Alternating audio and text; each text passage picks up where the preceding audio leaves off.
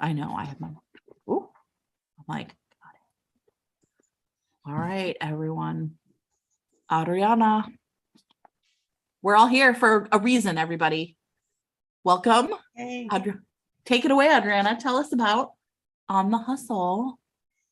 On the Hustle is the second book in the Dating in Dallas series. Well, first, thank you, my friends, for being here. Jen, who will just do things I ask her to do on text at random times of the day.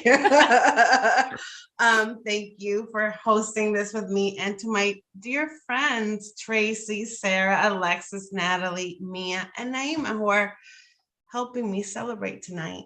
Yay. On this Tuesday. So thank you. And everybody that's out there today, thank you for helping me celebrate Theo and Alba, who this book is the second in Dating in Dallas. And I wrote this book, and Alexis is my witness, in a fugue estate. I honestly, when I sent this manuscript out to my editor, I was like, I wish you the best. Maybe. Sorry for doing this to you, but it ended up being one of the books that I love the most. I actually really, really love this hero. His name is Theo Ganas, and he is Dominican Greek real estate guy who, true story, when I came to the US 20 years ago, my very first job was a personal assistant to a Greek man who owned many, many, many apartments in New York City. And the coffee ritual, if you read the book, is a true story. Really? I would have to every single week. The hero in this book has a very specific way that he likes his coffee. And it was basically my life every single week for 2 years when I worked for him. He was not as handsome. Was he an Olympic swimmer who pulled himself out of the pool every morning and, in his Speedo? No. That was for the romance reasons. I would say probably was more like Theo's dad than Theo, who I worked for. But anyway, that's a true story. So Theo is a real estate royalty in New York City, and he is super, super grumpy. And Alba Duarte, the heroine, has been his personal assistant for 3 years. And the book starts with her just deciding to quit because she's done with him. It's been 3 years. It's not the job that she wants. And she's going to try to have her side hustle, which is making bedroom renovations, and the theme of her favorite book, of the client's favorite book. And she's going to go and do that for a living and kind of take a shot at it. So she quits, convinced that this man hates her, and she hates him because he's so grumpy and stoic and constantly giving her side eye. And then she ends up getting an opportunity to stay in Dallas for this renovation job, and he loses his mind and follows her to Dallas, which incidentally, this theme of him losing his mind and falling to Dallas is thank you to Jennifer, who we were having a conversation about another book, Run, Posey, Run. Oh, yeah. Mm-hmm. Which if you haven't read it, you should. It's really good. And Jen was like, you know what the best is? The best is when he tells her to leave and she leaves, and then he loses his mind and goes after her. Yes. And I'm like, okay, but I don't like toxic men. So how am I going to make this work? So I figured out a way to do it with Theo. So that is my very long explanation of On the Hustle. Adriana, this book is so it's funny that you talked about it being you set it off to your editor. I love this book. And the thing that is really awesome about it, so it's dual point of view, right? So we get Alba's point of view, and then we get Theo's point of view, and they are so funny. This book is sort of effortless. The voice in this book to me was sort of perfect. I found myself straight up laughing so many times at him growling and groaning, and her just being whatever. And so the voices for these two characters are really very different, right? There's no mistaking if you were in an Alba chapter or a Theo chapter. So tell us about the process. Did that effortlessly happen, or did you have to work on that in edits, or tell me? So one thing I've discovered about me and my writing, the harder a book is to write, the better it reads once it's done, apparently. Because my last two books have almost ended my life, and yet people are like, it sounds so effortless. Oh my God, this is such an easy, it wasn't. So the thing about this book in particular, I have to be listening or reading something that is similar to what I'm writing to kind of like get in the mood. And I was listening to Mariana Zapata books while I was writing this book. And she does banter very, very well. And she does like the workplace romance. Like I wasn't listening to Wall of Winnipeg, which is what people compare this book to. But I was listening to From Lukov with Love. And I get a lot out of listening to things that have the same tone of what I'm writing. And I think that really helped me kind of feel specifically.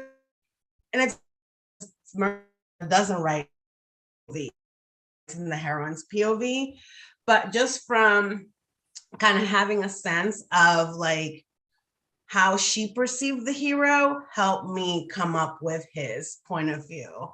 And so it was like, I think that inspiration really helped me.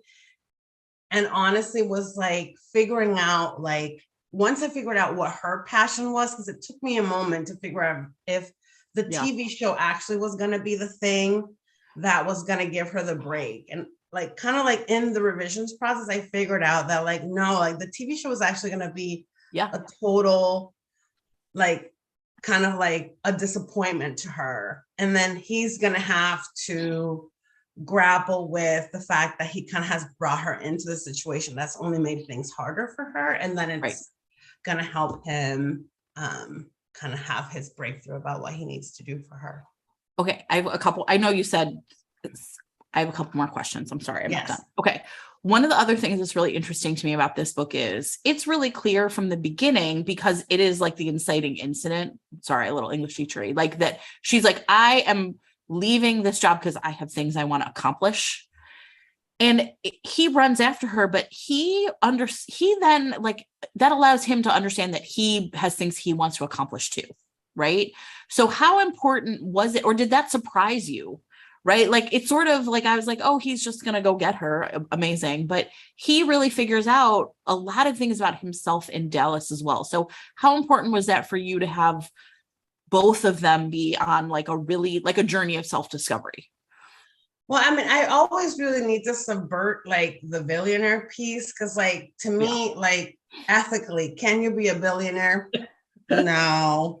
So so I like, because of the themes that I write, I have to figure out a way for this man to like kind of like reframe his worldview and like his purpose, right? So I thought he has to find something out there in Dallas too that is going to give him like the impetus to finally leave this like work with his dad that doesn't really do much for him, because his life's passion is not building $10 million loss for Russian oligarchs. That's not like what makes him tick.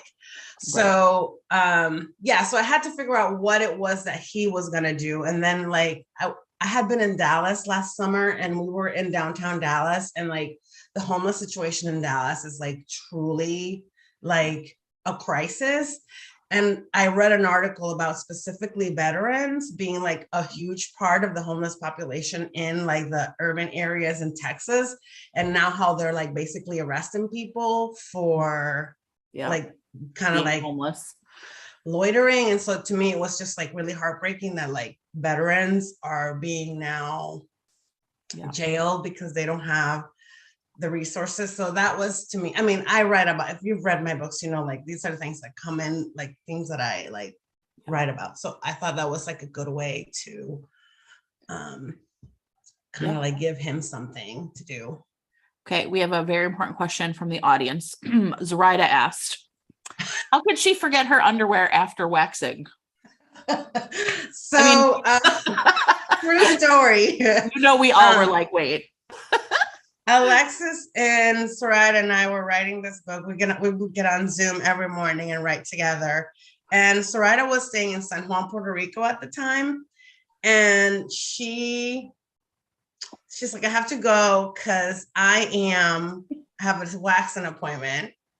I'll be back in an hour. So we're like, okay. So she comes back and she's like, I forgot my underwear in the appointment, and I had to take an Uber with no underwear on. So I was like, okay, so that's going in this chapter of this book that I'm writing right now.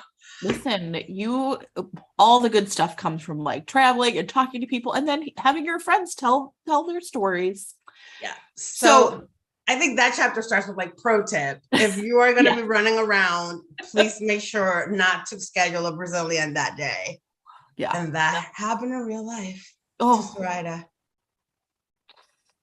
Okay, speaking of knowing a lot of information about your friends. So one of my other favorite things in this book, because I actually do this to people, is she thinks he does not know her real name because he is constantly calling her like by a million different middle names. Like he thinks it's funny.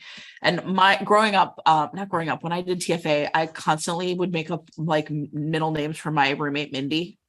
I was always like, Mindy Lou.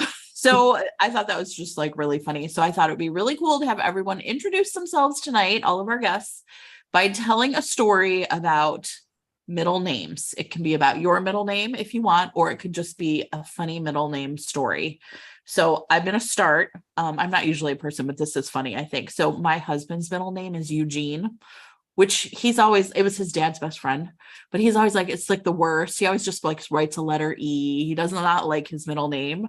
And so every single pet we have ever had, regardless of the gender of this pet, like girls and boy cats, we only have cats, their middle name has been Eugene. Like even at the vet, they'd be like, it's Malia Eugene. And I was like, yes. Right. So anyway, tell us a funny story about middle names, everybody. Anyone want to go first? Or I can pick on people. I cold call on you. Mia Sosa, you're next. Make sure you turn on your camera, your audio. I had a feeling she was going to call me first. I don't know why. So I don't know that this is necessarily funny, but it is a story about middle names, which is that most of you probably know that Mia Sosa is a pen name, and I'm fine with letting people know that it is a pen name. But as to my real name, I don't have a middle name, and it is something that has scarred me. And throughout like middle school, high school, everybody would say their middle name. When we had language classes, you were called by your middle name and it was turned into, like if you had a Spanish name, it would be turned into something else. In French, something else based on your middle name. I had none of that.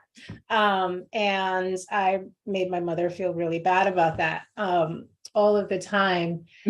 And I also knew that one of the things in my mind was I was never going to take my husband's name if I got married. That was the thing that was very important to me. When I was young, I was like, no way, I'm going to keep my name. And then I realized that if I took my husband's name, I could have a middle name. So that's the only reason why I have a middle name. And I look at my mother all the time and I'm like, it's because of you. I would have kept my name if you had given me one, but you didn't. And so now the line has changed. Okay. But you could also give Mia Sosa a middle name. That's true. Really, I was like, you had the opportunity to give her, right? I'm going to have to do that.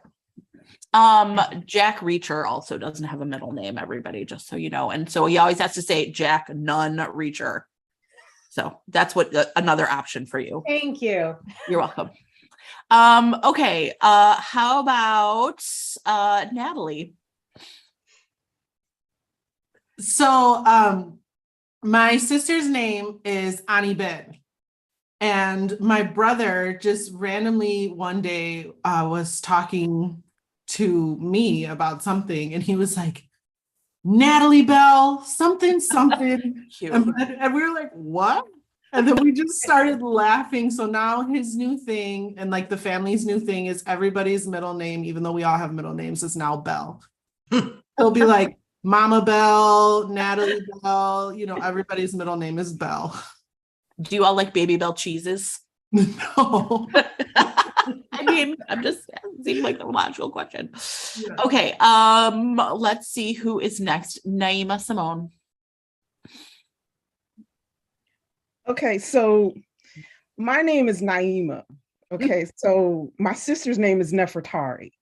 So with names like these, you don't get middle names. So I totally feel Mia. Like we went to Catholic school, so we were the only two in our classes who did not have like the middle name. Everybody else had like Sarah Elizabeth and like Jennifer Sally, whatever, and it was Naima and Nefertari. But I mean, you didn't need a middle name with names like ours. It took forever for us to learn how to pronounce our names, right? So, but we wanted to have middle names because we were the only two without. And when you're that young, you want to be like everybody else. So when we were in the 10th grade, we were also mad, Mia, we were also mad at our parents that we didn't have their names. So being the creative souls that we are, we went and gave ourselves middle names. And my middle name was Fatima and her middle name was Kittala. And we started signing that. And my father was like, Amazing. we brought a test home and I had signed my name at the top, Naima F. Austin, because that was my maiden name. And he was like, what the hell is F? I was like, Fatima, I gave myself a middle name because you didn't give me one, Daddy. He said, your damn name, this was before he became a preacher. Your damn name is Naima Austin. If I wanted you to have a middle name, you would have one. But I kept that Fatima until I got older and I was like, all right, I'll drop the Fatima. But I had Fatima for a long time. It was nice. I just knew this would be a great question. I just knew. All right. Who is next? Alexis? So ever since you told us this question, I have been trying to think of a middle name story that is not about my own, and I can't come up with one. Sure. So here we go. So my mother does not have a middle name. She got a confirmation name, but she always makes sure to like point that out that like she didn't have a middle name, but she picked her confirmation name. This is what it is. So my brother and I both have very unusual middle names. You don't have to She say really it. just went to town. And I can't tell my brothers because we use it in a lot of passwords, but it starts with the letter Z. Oh, yeah. And mine is Daria. And Nice. when it came time to, so here's the thing. I grew up going to school in the 90s, and there was a television show on MTV called Daria that came out.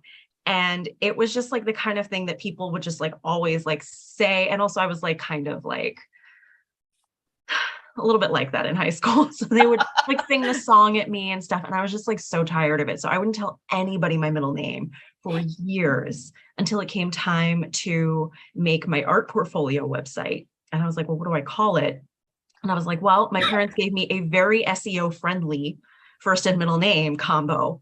So that's what I went with. And it was never my intention to use it as my author name, but I already had all of my accounts and profiles and everything with this name, and nobody else has it except for like one guy in the Philippines who got to like 2 things before me. So then I have to have like a 1 at the end, and it makes me really upset. But otherwise, I've got those names and it just made sense to keep using them. But so yeah, this is my first and middle name, which I think a lot of people don't know. All right, Sarah, you're going to go last after. I'm sorry. It's fine. Tracy, you're next. I wonder if like Mia and Naima and I are of the same age, because I think there is something about this not having a middle name. So when I was about, I want to say maybe 9 or 10, my mom gave me my original copy of my birth certificate, which I still have. And it looks like a scratch pad because I had, before I got married, a very, very basic, plain name, Tracy. But my mom had specific ideas about how it was supposed to be spelled. And so on my birth certificate, it says name and it says Tracy, Tracy, with a line through it, Tracie with a line through it, and then Tracey, which was the acceptable. So under middle name is my middle name, which is Ann, A-N. So Tracy Ann. But my mom is very upset because my first name was supposed to be Tracy Ann. But because there were so many lineouts, I guess Black folks couldn't get brand new birth certificates. Ann it's Tracy Ann, but the Ann is under the middle name section. So it looks as if Ann is my middle name. So but she's very upset with that because her story is she loved Leslie Ann Warren and Harrison Ford in that movie, and she wanted me to be Tracy Ann, and she's very upset that didn't happen. I am very glad my name is not Tracy Ann because Tracy Ann does not sound like Leslie Ann. Tracy Ann sounds like Tracy Ann, and I did not want that. It's amazing. I love it. Okay, Adriana, are you going to play this part of the game? Tell us about a middle name story. Again, maybe Alba is the most true to. So the reason why Theo called all those names at her job interview, she word vomited that her first name, all her cousins were named after her grandmother. They all have the first name. So when they go to holidays, everybody has the same name, which all these people that are here probably know this because I word vomit this to everybody that I meet. So my middle name is actually Adriana, which was my father's name. My father's name was Adriano, but my first name is actually Laura, which is after my grandmother. And all of my cousins on my mom's side were all named Laura. And so we all have middle names and we all call each other by our whole name, which can be confusing in the holidays. Yeah, well, sure. All right, Sarah. Well, I have everybody's middle name. So I think many people know this. My father was born and raised in Italy. And so I have 5 middle names because one is not enough. And my full name is Sarah, Barbara, Cynthia, Ada, Therese, Maria, and then my last name. Wow. And it's my grandmother on my mother's side, my grandmother on my father's side, my godfather got to pick a name, my godmother's name is in there, and then Maria, the patron saint of my father's family. So you literally have, you can have enough to share one with everybody who didn't get one. You got 5. I do. And there was and this was always like a big test. Like it was like a huge test of people's love for me. Like, could they remember my full name, which fully runs off the birth certificate, Tracy. It's just like typed right across it, like an absolute, like a mad woman wrote it. So there it is. This was, you know what? That was better than I even thought it was. This is amazing. I have never met anyone that had more names than my mom. How many does your mom have? My mom has 4. Yeah, well, the thing is my parents were done, and then they were like, "We have all these extra names. What do we do? Just got to throw them all in. She gets them." That's great. Amazing. Yeah, like that was such a cute part of the story. Like, and the fact that he is constantly calling her by other names is like really charming and so cute. It's just like one of those little great things. I loved it. Okay, so one of the things that I thought we would do, everybody, is I'm going to share my screen in a minute. I have to make sure that it's like ready to go. I have a game that we're going to play. Hold on, I'm going to say share, present. Oh, wait, hold on. You're not seeing it yet though. Okay, so I am going to present this game, and then Marissa, who is kind of like monitoring what's happening on YouTube, is going to essentially, if people get it right on YouTube, and then the first round of people who are going to play it here on the screen are Mia, Tracy, and Natalie. Okay, there's going to be 2 for you and then 2 for the other group.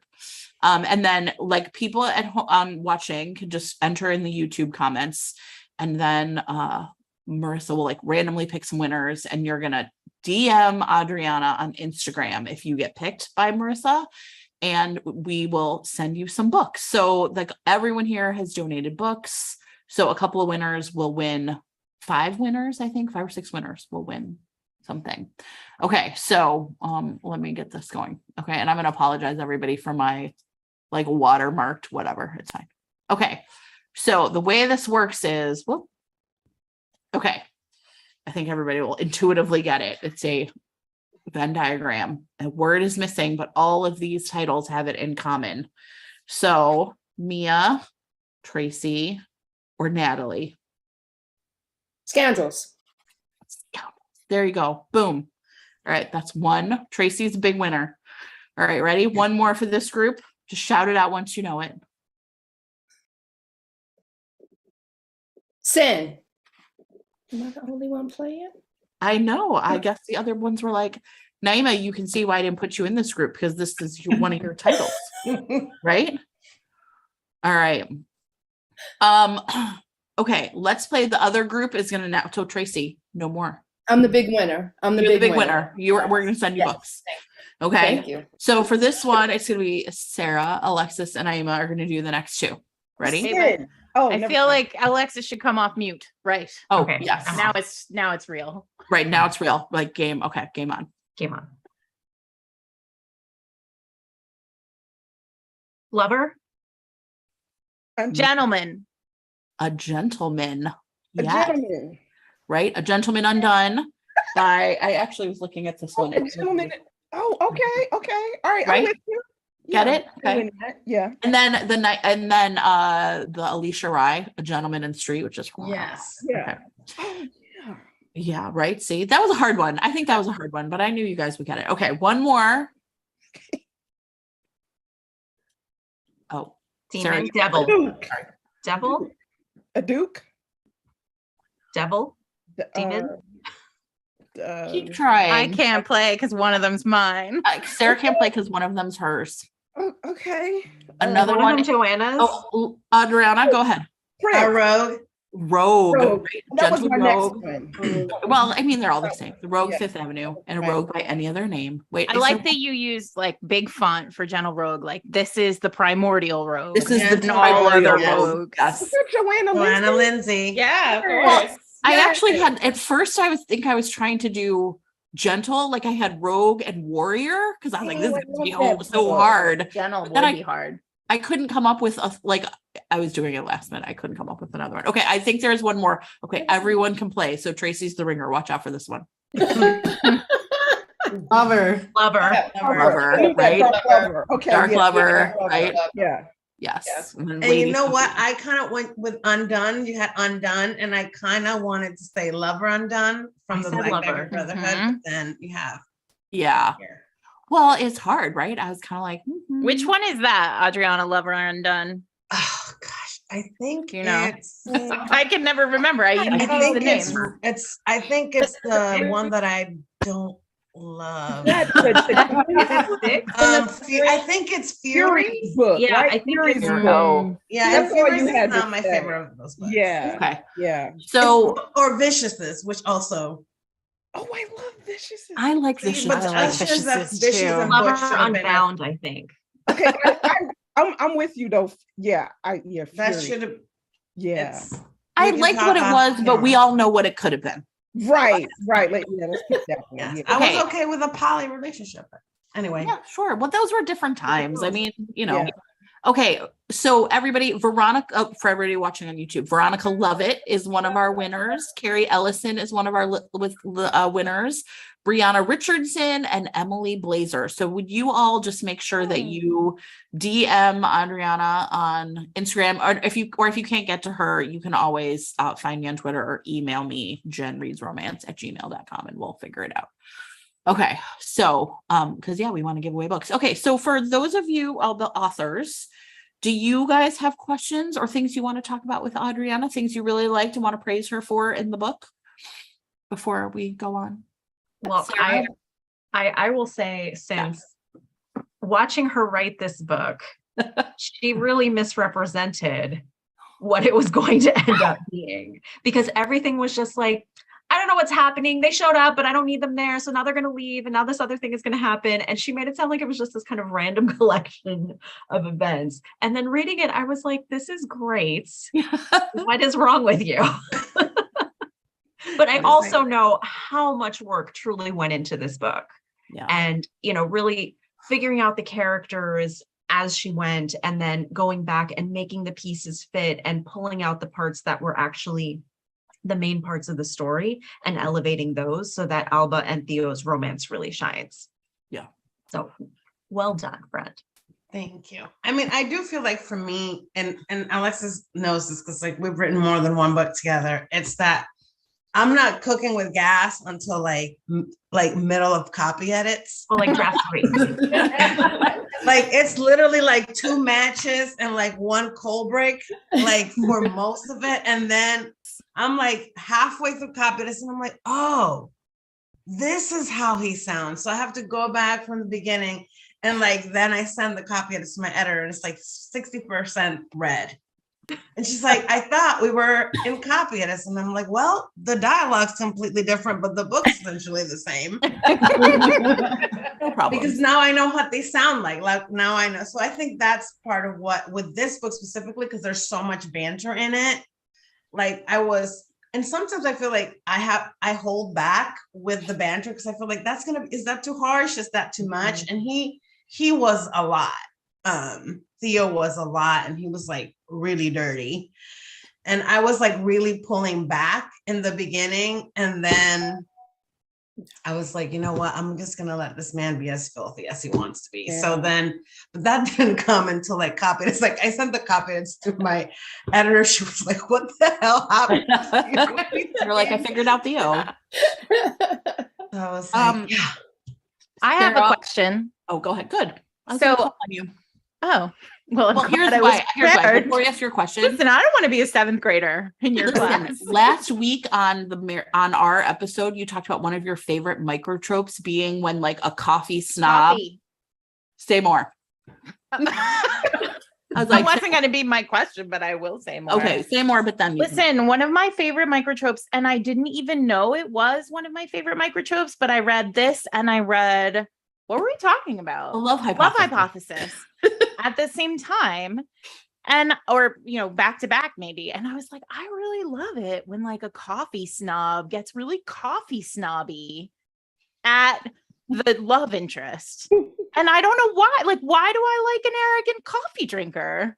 It's weird. Well, then he like gave her the coffee. No, and I really like it when he's like, I know what kind of coffee you like, and I'll buy it for you, even though I disdain it. He's like, I'm gonna go to the 7-Eleven and buy you your dust that you drink every morning. Exactly. I'm disgusted with myself for doing it, but I love you so much. And this is my love language. Like bad coffee is my love language. The best. Adriana, I love this book so much. And I've said this to you, like not in public, but I'm going to say it again in public. And I love how like filthy Theo is. And I'm so glad you did that revision. But I do have a question because one of my favorite things is Alba's like side hustle. And, and I just, from the second you said that that's what she did, whatever, a year ago, I was like, all I want is like the coffee table book of these rooms. So my question for you is, if you could redo your bedroom in the style of a book, what book would it be? That's hard because I feel like I would actually be the person who hires her to do the entire house. Just each room. Each room. Yeah, and I actually have like Evelyn Hugo is one of the rooms that she redoes, the 7 Husbands of Evelyn Hugo. And I like one of the things about that book, I think it's like there's an aesthetic to it when you read it. Like it's a really like the set, like you can really see that old Hollywood glamour in as you read it. And I love like mid-century aesthetic. Like I love like those like really sharp lines in the furniture. Mm-hmm. So probably something that's in that era, like mid-century, or something that's like Great Gatsby, like Art Deco, because I really love that aesthetic too. So probably, and I do love Fitzgerald a lot. So maybe something in that era.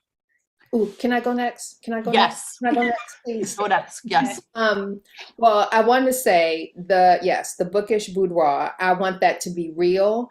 And I honestly think that, you know how authors are, like one person finds something, then we all do it. Like, I think you could do our offices that way. Like, if I could make my office like my cover, please do that. Like, somebody, anybody. I mean, Yeah. it's Tracy's just searching for someone Yeah. out there. Tracy will pay you I to will interior pay. decorate. I would love that. I was gonna actually I love also that. ask people in the chat on the YouTube to like say what books they would want, and then we could pick a couple as winners also if we Oh, we like fun. them. Because I was thinking the same thing, like what book would it be? And I think Hold on, I I want didn't say my thing. I didn't say my thing. That wasn't my thing, Jen. that wasn't your thing. You were just okay, go. So my thing was, what I wanted to say about Audriana, one of the things I love about her writing, and I absolutely love her writing, but she will say this too. I started reading like Harlequins and like Harlequin Presents, right? And back when I'm reading them, you never get the hero's point of view, and he's always just cold and stern and almost like he hates her until the very last chapter where he's like, girl, don't you know I love you? And you're like, no, not really. And so what I loved is like the first few chapters presented that way and gave me that feeling of like that old school, and he's all like just taciturn, but you know, but you don't get it. And then like the next chapter, he was like, oh, I love her so much. I gotta find a way to get her back. And I just loved it. And Audriana always says that's the type of hero she likes. Like the guy there's a woman and he is gone for her, and that is her favorite. And that and the dirtiness was, my favorite. And cooks for her. All of my favorite things. Yes. All of ours. I can go. Go ahead, Mia. Okay, so Adriana mentioned banter and how she has to think about banter, how much is too much, whatever. What I love, which she did in the first book, Here to Stay. If you have not read that book, that is fantastic. And so you should buy them both. But the friendship banter, the Dallas crew, the sort of smart comments, the sassy comments, do we really have to be mad at him? And if we are going to be mad at him, can we just do that from this nice little jacuzzi? I mean, stuff like that. How do you approach that? And do you kind of think about like how much is too much or what's the right balance, that kind of thing? Because it seems to me, at least in this book, that the friendship banter is just as important as the banter between the main couple. Yeah, I mean, if you've read my books, you know that I love like friends groups, and found family is a big thing for me in my books. So, I mean, usually I have my editors like, there's too much of the friends. So I have to like kind of take out a lot. Like for my historical series, I'm revising now, and she's like, there's a little bit too much Leonas here. And I'm like, oh, okay. So I do have like, because to me, and in any romance, like we know, like the friends are kind of like the ones with like the mirror ball that tells them like, so here's how you're being an idiot. So I think like, so it's important for me to have like those friends to kind of like help them along the way. And with for both these books, like I always try, like once I figure out what the hell I'm doing, which usually doesn't happen until the first book is done in a series, like thematically, I usually kind of like have to think about what I'm doing with a series. And with this one, it's all like Latina women in like workplace situations, right? And like the dynamics around that. So like in the first book, and I have to give them kind of like a really grounded, like I usually want my heroine, if it's an MF, to have like, to be the one that's a little bit more grounded. And so with Theo has like his bestie, who's his stepmom, which is weird, but they're almost the same age because really like his dad is like 25 years older than her, and it's fine. So like, she's kind of like his person. And then with Alba, she doesn't really have a group, but she has Julia, who's her best friend, and Julia has a group. So her group is like Julia's group. And I mean, I think like it's a very Latin thing. Like I've had this type of situation where like I'm like, well, I'm moving to New York, and like my best friend is like, well, I have a cousin that lives there, and here's her number. And like a month later, like all like of the random cousins' friends are like all my people. So like it's a very Latin thing. And so it just is something that I feel like is very relatable to who we are. That like, I mean, my first apartment that I had in New York City, my grandmother's neighbor in her building, his niece was a real estate broker in Queens, and she got me the apartment. So that's like how we are. So I always feel like I have to kind of like write that into my books. And like even in the book group, like Salome, who's one of the friends, was like a friend of Alba's that she kind of knew from grad school, and like she gave Alba and like that's literally like how Latin people are. Right. That's great. Go next. Go ahead, Naima. Okay, I too love Theo's filthiness, but I think that goes without saying because I.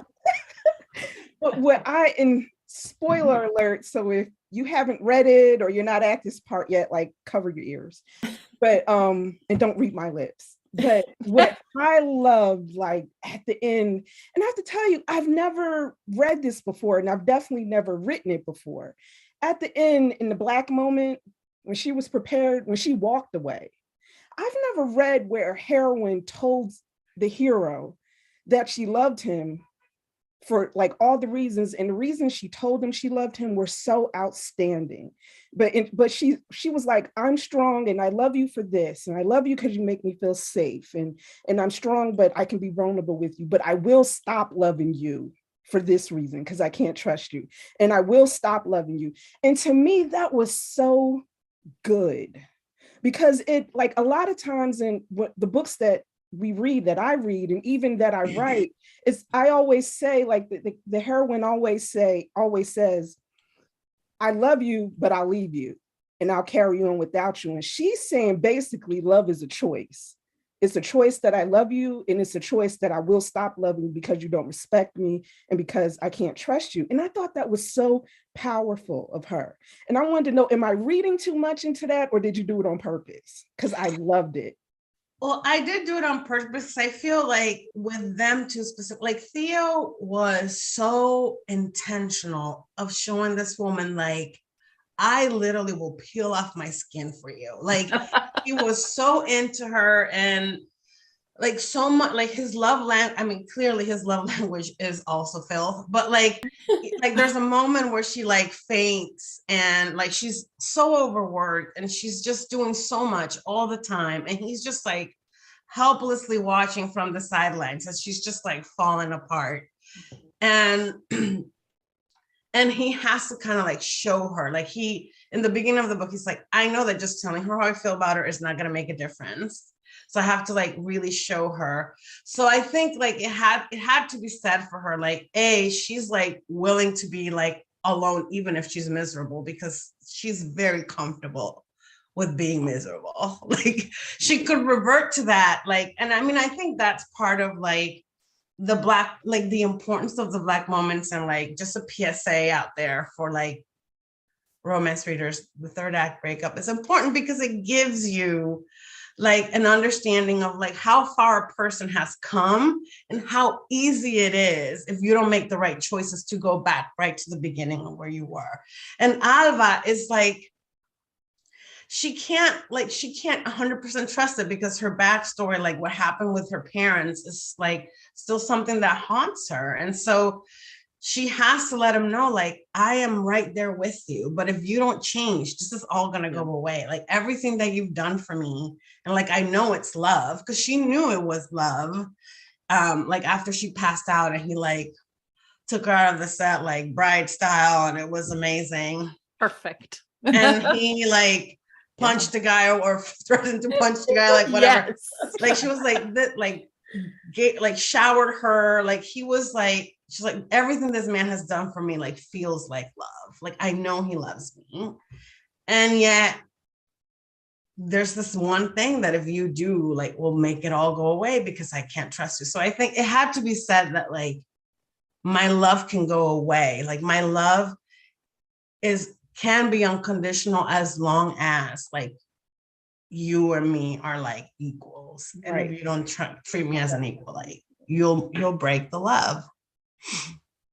I love that. I did. Good. I mean, honestly feel like that third act breakup, I wrote it like 4 times and I was like, I don't know what I'm doing. Like, do they fight? Do they not fight? But like, it worked out in the end. I think, and then I guess I'm the last one to go here. I think that he goes to speak like what I love about Theo, besides like the filth, of course. I love those little moments where he's just like, please let me do something for you. Like, I understand that you're strong and you're smart and you're capable, but please eat this snack. Just let me make you a sandwich and watch you eat it. Yeah, watch this show. Like, for the love of God. I just loved that about him. Like, he knew when to stand up with her. And then he knew when it was like, okay, well, I really got to back off now because she's not going to take this at all. So, Yeah. Adriana, one of the things that I thought was also really interesting about this book, and I think it's true of all of your books, is I think in romance, family, sometimes it feels like it's either like family or found family, right? And one of the things that's like really you were so careful with is like, yes, her family puts her under a lot of pressure. Yes, he is under pressure from his family, but like the family is never demonized, right? Like these are people, they love their families, right? And even though it's imperfect, so I mean, I think of that as being like a real hallmark of your writing, that like you've managed to do both. There's like family and found family, right? Like these are people who are just surrounding themselves. So how do you approach writing family in and making sure that they're like, even family can be imperfect? So how do you approach writing that where you don't have readers, I don't know, like, why does she still talk to her mom or whatever? Like, how do you make the family so sympathetic, even though they're not perfect, I think? Because I'm old. And now I can like look back at my own family and be like, they love me, even though they drove me crazy. I feel like you do get like, even in my own relationship with my mom, like I feel like I can see her choices now very differently than I did like when I was a teenager and in my 20s. And my mom and I, like many of us, have had a complicated relationship. And like there were a lot of things that I judged about her choices differently when I was like 20 than I do now. And so I think because I'm old, I can look at my own family and the choices they've made and see it through eyes that are different. Like I can understand the context in which they made those choices. And I think part of what we get to do, and I mean, other than the fact that I try very hard to reflect the immigrant experience as much as I can in my books. And I think I never came to like my story is not Alba's story, but it is the story of a lot of people that I know where like you came and then you became the interpreter for your family. Like, you know, people that have jobs as like doctors, lawyers, and then they come to this country and they can't even order, you know, they can't even like argue a phone bill because they don't speak the language. And so the trauma and the frustration of that for the adults, and then the burden that puts on the children, is something that's a reality for a lot of immigrant families. But at the same time, it's like it's out of love. Like they came here out of love for their kids to give them a better life. So those things are so complicated. So there has to be like nuance around. Right. And like Alba like loves her mom, but she's still like not super psyched about her dad and what her dad did to her. Right. And, you know, Theo's mom kind of left him. Like when she realized that his dad wasn't going to marry her and like let her be like, you know, his wife and be like, share the kingdom with her. Yeah. She kind of like took off. And so there are those sides to it, but he's still kind of like, his dad was the only parent that he had, and like was his father, you know, married his stepmom who he really cared about. Family is complicated. And I think honestly, like I get that like a heroine with like a difficult background with like no one, you know, has like a compelling story. But to me, like having the family there and present and complicating things gives a lot more depth to a character, because you have to grapple with all of that and like what it means, and to have it like present on the page. Like when you just have, I mean, Latin people can just write an individual person because it doesn't matter what they've done to you. They just don't let you like go. Like I could never just write like a single person that's like, I have not seen or talked to my mother. My mother has called me 3 times since I've been on this. And we talked 4 hours ago. So I am, it's amazing. But like, I like that complexity is really in all your books, right? So one last question I have is, you are now doing something pretty unusual for a romance author, which is you are writing both historical and contemporary. How do you feel about that? Tell us more. Not a question. It's harder than I thought it would be. Yeah. Just put, and I'll say this though, it's harder, but also it's been really interesting because this year I'm writing 2 books. I technically wrote 2 books. The historical still work in progress, but thematically, that's Heiress, which well, starts comes out next. I feel like both Island Princess and On the Hustle, which I both wrote this year, have like a lot of things in common. Mm-hmm. One of them is that like the protagonist has like a really close relationship with their stepchild, and like Island Princess, the Duchess, has a very close relationship with her stepson. It's not the same kind of relationship that Theo has with Cecilia, his stepmom, but I think one of the things that happens is that my brain is in like a certain place, and then like the themes of the books like kind of can help, like they kind of like unfold in different ways, and I can look at them like in the historical in a certain way and in the contemporary in another way. Oh yeah, cool. Problem is the headspace, the vernacular, the language, because this book, it was like wild how I was writing it when I started. There was a lot of like prevarication that was happening in that book. It's like nobody's prevaricating in 2022. So I had to like clean up the language because I was like, you know, revising and stuff, the historical. So it's been interesting to think, because I write very modern themes, like Heiress and Island Princess, like both have like a lot of things that are relevant to life right now. But it's been interesting kind of how like I'm in a certain headspace and thinking about a specific type of thing. Like feminism is a lot of what I think about, but yeah. Is there one you, because you also write like with the Toy King series, like that's kind of like paranormal too. So is there one that you prefer writing more than the other? Or actually have more fun writing more than the other? What's the most fun to me is writing like very raunchy books. Like that's like the most fun for me. Hero for our time.